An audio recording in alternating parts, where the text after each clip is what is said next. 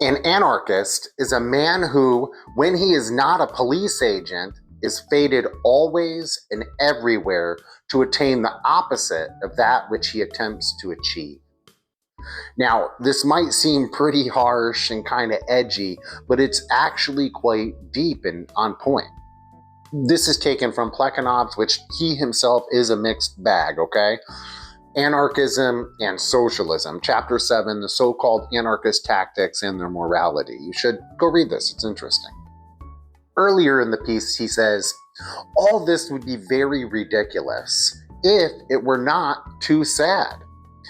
As the Russian poet Lermontoff says, and it is sad indeed, whenever the proletariat makes an attempt to somewhat ameliorate its economic position, large-hearted people, vowing they love the proletariat most tenderly, rush in from all points of the compass and, depending on their halting syllogisms, put spokes into the wheel of the movement, do their utmost to prove that the movement is useless.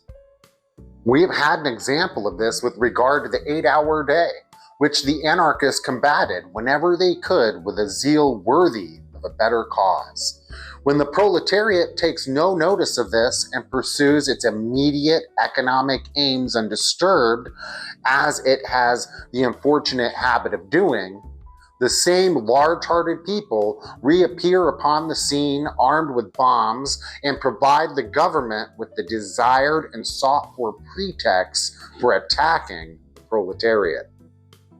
We have seen this at Paris on May 1st, 1890. We have seen it often during strikes. Fine fellows, these large-hearted men.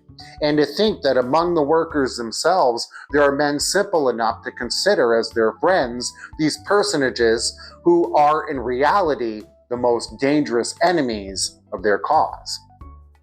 An anarchist will have nothing to do with the parliamentarianism, since it only lulls the proletariat to sleep. He will none of the reforms, since reforms are but so many compromises with the possessing classes. He wants the revolution a full, complete, immediate, and immediately economic revolution. To attain this end, he arms himself with a saucepan full of explosive materials and throws it amongst the public theater or cafe. He declares, "This is the revolution." But for our own part, it seems to us nothing but immediate madness.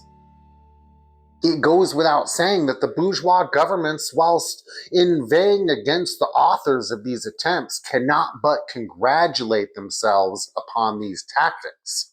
Society is in danger.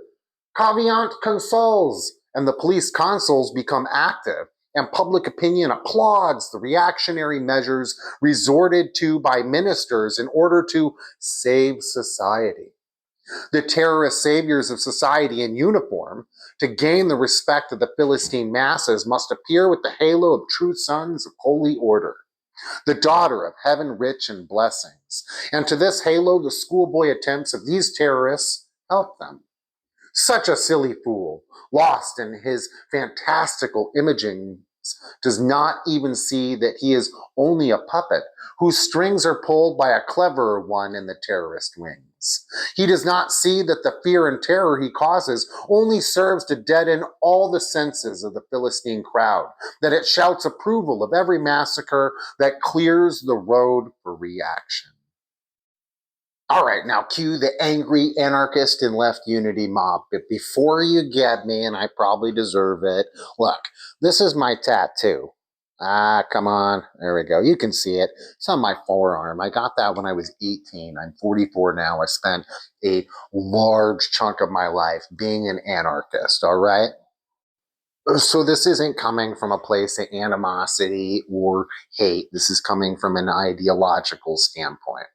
So anyways, y'all, go read this. I'll put a link in the description. Solidarity, y'all.